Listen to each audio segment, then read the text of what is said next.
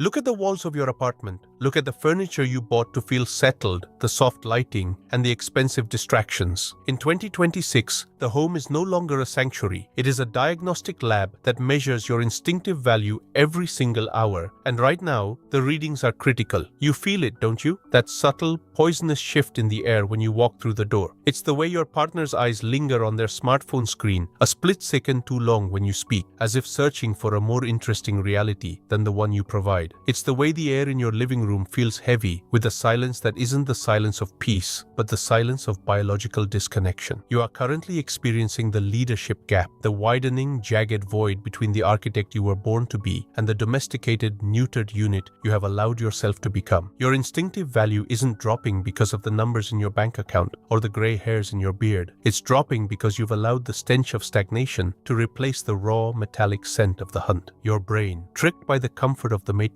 thinks that once you've secured a partner and a roof, the primary mission is over. You've entered maintenance mode, but your partner's ancient primal instincts are never off. They are constantly running a background scan of your energy, looking for the vector of expansion. When you spend your evenings horizontal on the couch, marinating in digital noise and cheap entertainment, you are broadcasting a system failure signal to everyone in your perimeter. You are signaling that you have reached your biological limit, that your glacier has stopped advancing and has begun to melt into a puddle of mediocrity. In the wild, a leader who stops expanding is a leader who is about to be replaced by a younger, hungrier predator. At home, this manifests as a loss of gravity. You no longer pull the respect, interest, or desire of your pack toward you because you have lost your mass and your momentum. You have become a background object, a piece of the household architecture that is taken for granted because it no longer promises a better, stronger, or more dangerous future. This domestic decay is a physical log of decay. It shows in your slumping posture, in the way you've stopped grooming your environment for battle, and in the social noise you bring home. The complaints about the boss, the whining about the economy, instead of bringing home results. You've traded your visual rage for domestic comfort, and your instinctive value has plummeted as a direct result. You think you are being nice or supportive by being passive, but you are actually committing hierarchical suicide. The leadership gap is a vacuum that will inevitably be filled by resentment, boredom, and eventually the search for a new host by those around you. Your home should be the forge where you sharpen your blade for the next conquest, not the retirement home for your dying ambitions. If you don't feel like the Wojak leader in your own living room, it's because you've stopped being a threat to the world outside. The Matrix has sold you a lethal lie that providing a paycheck and staying loyal is the sum total of your leadership duties. This is the protector's illusion, a comfort trap designed to keep you obedient and small. In the primitive world, providing was a high-stakes, dangerous achievement that required blood, risk, and cunning. In 2026, for the average man, providing is just a ritual of submission to a corporate machine. If your providing requires zero courage, zero physical risk, and zero strategic expansion, it carries zero instinctive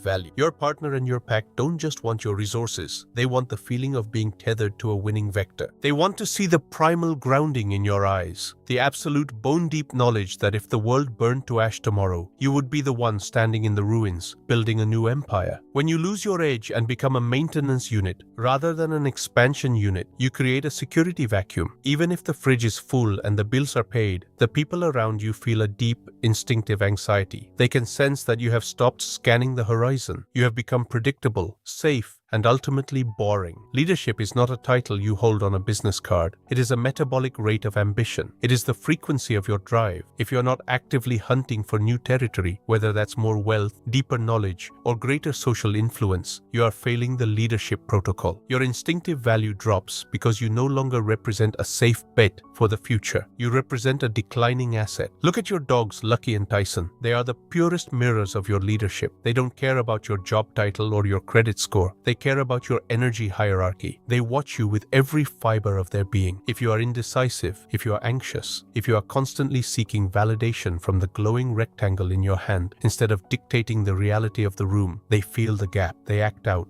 They become restless, or they play heavily because they can sense the pack structure is wobbling. Humans are no different. They just hide their instincts behind layers of social manipulation. If you're not leading the direction of the lives around you with a clear, aggressive vector, then someone else, or the matrix itself, will step in to fill that void. The leadership gap is the breeding ground for the vampires of comfort. To close it, you must stop being a provider and start being an architect of destiny. You must demonstrate that your resources are a byproduct of your inherent power, not a bribe you pay to keep people from leaving you. To bridge the leadership gap, you must perform a total system recalibration. You cannot demand respect through words. Respect is a biological response to the presence of a superior vector. It must be the only logical reaction to your presence. This recalibration begins with environmental hygiene. Your home must become a reflection of your visual rage against mediocrity. If your personal space is cluttered, if your stallions are neglected, if your own body has become a log of decay, your commands are nothing but hollow noise. You must treat your home as the command center of your rising empire. This doesn't mean being a petty tyrant. It means being the absolute source of order. When you walk into a room, the entropy disorder should stop. Your presence should bring clarity, decision-making, and a sense of direction to everyone within your dome. The second step in this protocol is information sovereignty. Stop bringing the trash of the world into your domestic circle. A leader does not dump his professional anxieties, his fears, or his feelings of inadequacy onto his pack. A leader processes his own waste. He uses his tactical isolation to wrestle with his demons in private. When you are with your pack, you are the anchor. You are the one who has already decoded the external threats and formulated the strategy for the next 24 hours. This creates instinctive gravity. People naturally gravitate toward the unit that knows what to do next without hesitation. This is how you reclaim your value, not through gifts, flatteries, or quality time, but through the manifestation of competence. You become the person who is most capable of handling the reality of the moment. Finally, you must reintroduce the element of challenge. A leader who is too